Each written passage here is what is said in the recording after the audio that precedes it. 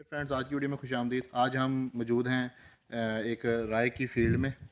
जैसा कि आप देख रहे हैं, और ये अभी फ्लावरिंग इसकी ख़त्म हो रही है और फलियां कंप्लीट हो रही हैं।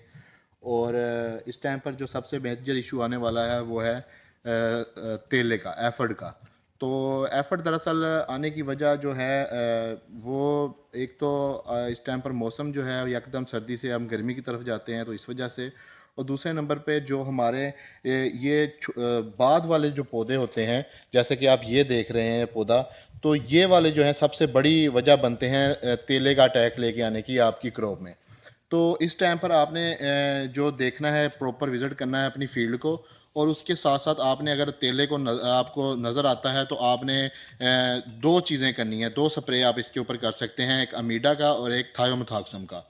तो ये आपने इसके, क्योंकि इसकी जो फील्ड होती है काफ़ी डेंस होती है और इसमें से स्प्रे करना मुश्किल होता है, तो आप इसकी जो स्प्रे है वो इसके चारों किनारों के ऊपर कर सकते हैं। और ये कोशिश करें कि आप 8 से 10 दिन की रिपीट करें इसको। और दूसरे नंबर पर जो है मैं आपको बताता चलूँ कि अभी जो राया है वो मैच्योरिटी की तरफ जा रहा है। तो इस टाइम पर अगर तेले का अटैक हो जाता है तो ये आपकी जो पैदावार है तकरीबन उसका 10% जो है वो नुकसान कर सकता है, जो कि काफ़ी, इसके अगर हम रेट की बात करें तो रेट इसका काफ़ी होता है, और जो कि आपकी काफ़ी हद तक जो है वो आपकी फसल को नुकसान दे सकता है।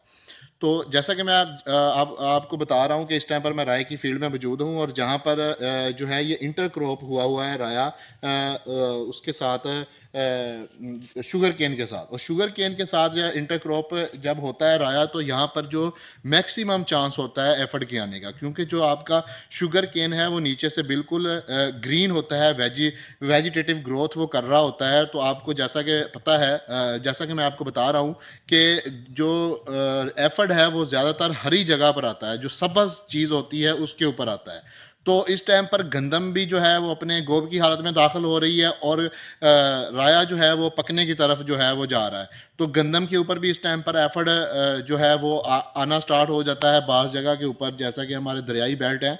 और दूसरे नंबर पर जो हमारे एरियाज़ हैं, जो जनूबी पंजाब के एरियाज़ हैं, यहाँ पर 2-3 साल से कुछ जगह पर जो है ये रिपोर्ट हो रहा है तेला।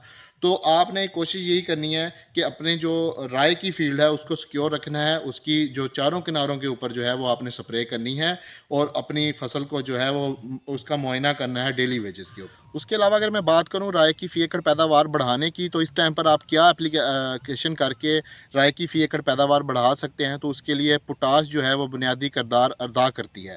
आपने एक तो राय में आपने ये करना है कि राय में पोटाश जो है वो ज़मीन की तैयारी में है इस्तेमाल करवानी है। अगर वहाँ पर आपकी ये एप्लीकेशन मिस हो गई है, तो इस टाइम पर आप इसको फोलियर स्प्रे जो है वो नहीं कर सकते, क्योंकि जैसा कि आप देख सकते हैं कि ये काफ़ी डेंस हो गई है और इसमें से गुजरना मुश्किल है। तो आपने कोशिश ये करनी है कि जो आपने जो सेकंड लास्ट पानी लगाना है राय को, और या जिस पे आप देखना है कि दाना जो है वो कच्चा है, वहाँ पर जो है वो आपने पोटाश जो है वो लाजमी देनी है। और ये पोटाश आप लिक्विड मिक्स की शक्ल में दे सकते हैं 5 लीटर फ़ी एकड़, या आप जो है 12.5 kg जो SOP है वो दे सकते हैं, जो कि काफ़ी हद तक जो है हेल्पफुल साबित होती है आपकी फ़ी एकड़ पैदावार बढ़ाने में।